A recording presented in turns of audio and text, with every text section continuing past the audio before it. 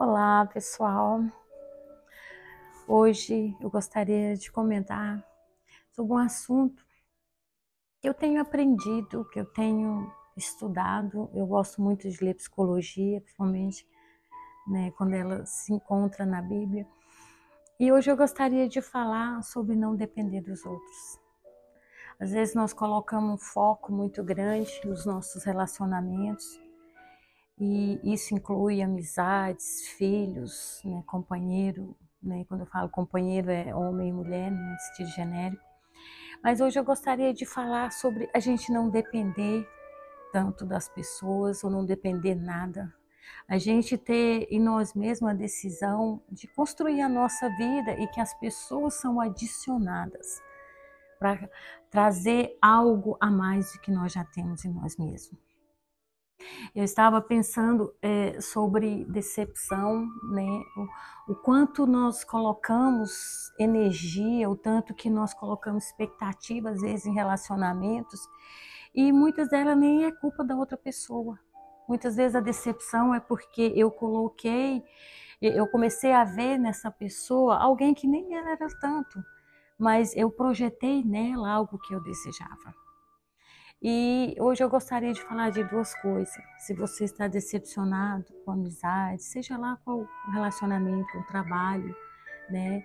Relacionamento conjugal, com o filho, não desanime, não deixe a decepção tomar conta de você e gerar em você um desânimo pela vida, pelo propósito, pelo chamado de Deus.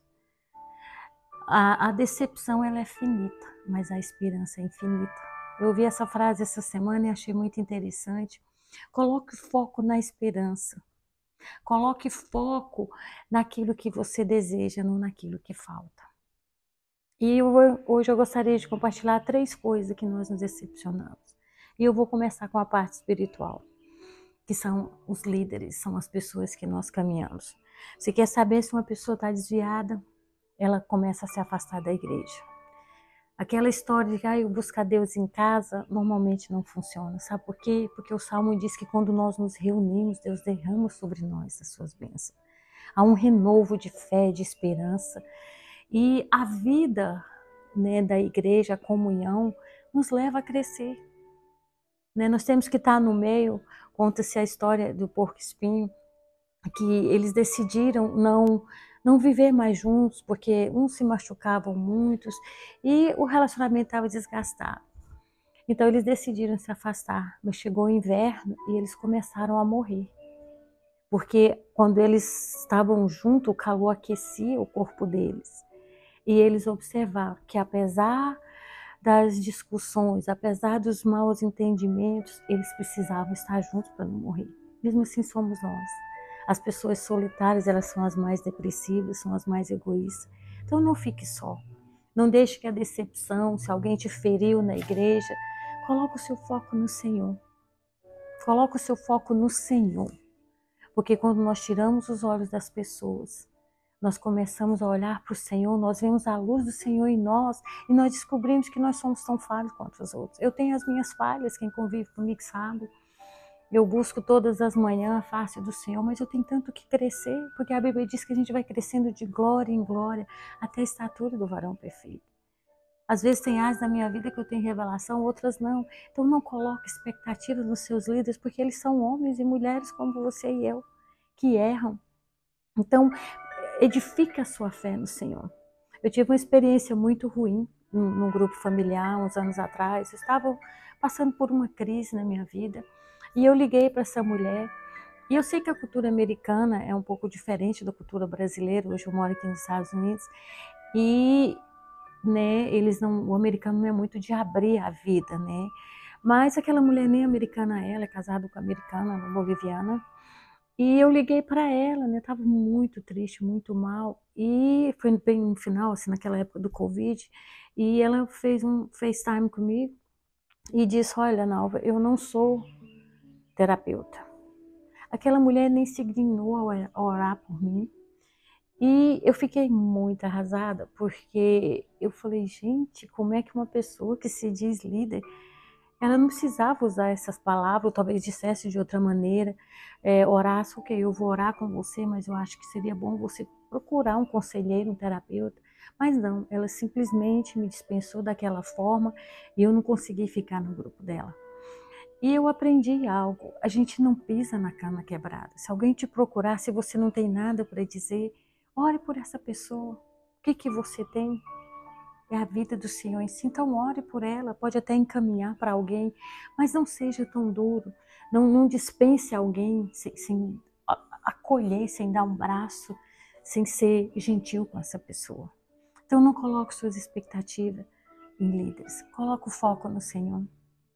A segunda coisa que eu gostaria de dizer é não dependa, primeiro, dos líderes, segundo, não dependa financeiramente das pessoas. Eu gosto muito quando Paulo fala lá em Tessalonicenses, nós trabalhamos duro para não ser pesado para ninguém. Nós não queremos ser pesado para ninguém. Eu falo muito para minha filha, ela vai se casar agora, e eu falo que tem pelo menos um conselho que eu gostaria de dar a ela, porque os maiores motivos de divórcio não é traição, não é violência, é quando vai para a questão financeira. E eu sempre digo para minha filha, uma das melhores coisas no casamento é quando o homem é o provedor da casa. As feministas que me perdoem, eu já fui uma por muito tempo, mas hoje eu defendo outra bandeira. E a segunda melhor coisa é quando a mulher tem o seu trabalho. Então eu falei para ela, se forme. Eu acho muito importante a gente cuidar dos filhos nos primeiros anos, né, no tempo que eles estão em casa, pequenininhos, mas passada a fase inicial, tenha a sua própria renda. Não dependa totalmente deles, porque acaba que você se fica, quem paga a conta acaba que acha no poder de decidir mais as coisas. Então, trabalhe, você pode trabalhar meio período em casa, criar seus filhos, tenha uma saúde financeira, tenha uma conta sua. É interessante aqui nos Estados Unidos, eles aconselham, né, a gente ter uma conta individual, porque se o outro é muito gastador, você consegue segurar um pouco. E é muito importante a saúde para o relacionamento. Eu falo de experiência própria. Durante muitos anos, eu ganhava muito mais. E isso foi um problema há muitos anos na minha vida. Então, é bom quando ele é segurança para o homem. O homem que deve ser o provedor, mas não dependa dele. Trabalhe, se forme, tenha o seu dinheiro. E não coloque mesmo na igreja. Eu vejo muitas pessoas que a igreja não tem um salário e levam uma vida muito de pedir muito. Eu creio assim, quando Deus nos chama, Deus nos capacita, Deus nos supre em tudo. Eu não estou dizendo que não vai ter crise em ministério, na vida. Nós temos crise financeira em todas as áreas, mas trabalhe. Paulo diz, eu fiz o possível para não ser pesado para ninguém. Então é muito ruim quando a gente é um peso para a família, quando a gente é um peso para os filhos. A Bíblia diz que são os pais que acumulam para os filhos. E é muito triste quando a gente chega, vê muitos idosos dependendo dos filhos. O que acontece? Mas tente trabalhar e não ser pesado para ninguém. E a terceira coisa que eu gostaria de falar, de não depender dos outros. Nunca diga, não dependa do seu companheiro. Não dependa de relacionamentos ao ponto de dizer, eu não vivo sem fulano, eu não consigo me imaginar. Não dependa de alguém a esse ponto. Não dependa, não coloque toda a sua felicidade na mão do seu companheiro, porque isso não é saudável. Nós dependemos do Senhor. É a nossa principal fonte. O nosso companheiro, os nossos filhos, a nossa família são complementos à nossa vida. Mas não coloque a sua expectativa em mudar pessoas. Não ache, nós não mudamos as pessoas. A gente pode mudar a maneira como nós reagimos, a maneira que eles nos tratam, mas normalmente nós não mudamos as pessoas. Então, se você casou com uma pessoa alcoólatra, uma pessoa violenta, não se submeta à violência doméstica simplesmente porque você está no relacionamento. Não, se valorize, peça ajuda, e se essa pessoa não quer mudar, deixe ela ir. E por um outro lado, aquelas pessoas que se foram, é porque não está por propósito na sua vida. Eu não estou dizendo aqui abrir mão de relacionamentos, não.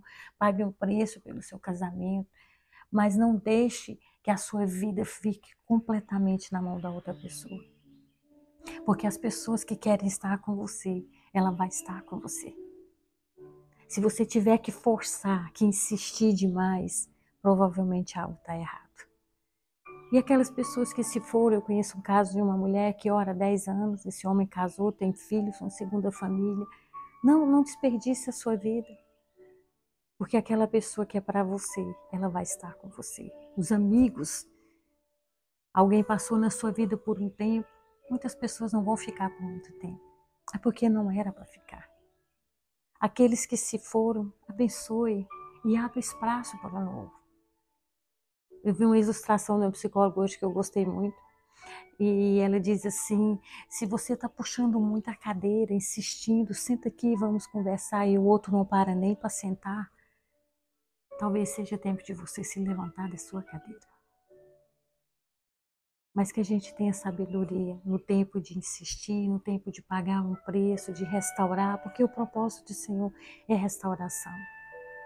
Mas que a nossa vida não seja baseada na vida do outro. Que a gente tenha, porque Deus nos fez primeiramente para Ele.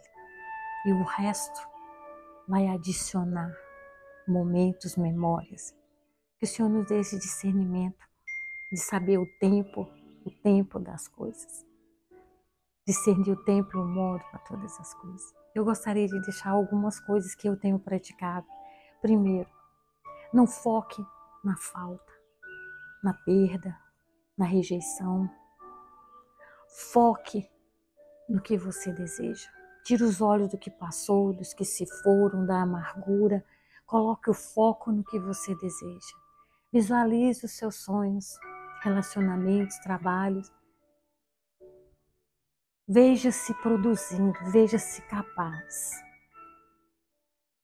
Seja grato. A gratidão traz hormônios que geram bem-estar, que vai nos dar energia para ir à frente. Não desanime. Insista no Senhor para que o Senhor nos dê direção em todas as coisas. E por último, troque a preocupação por ação. Ao invés de ficar olhando na internet, ou ver se a amiga te convidou, ou se o ex está com alguém, não. Substitua a preocupação com a ação. Trabalhe em você, trabalhe a sua fé, a sua vida espiritual, vá para uma academia. Esteja bonita. Cuide do seu emocional. Porque o propósito do Senhor é nos fazer fortes. É nos amar primeiro. O mandamento do Senhor é: ama o Senhor teu Deus acima de todas as forças e ao teu próximo como a ti mesmo. Há uma medida de amor que tem que partir de nós para que nós possamos dar para os outros. Que o Senhor nos abençoe, que o Senhor levante o seu rosto sobre nós e nos dê a sua paz.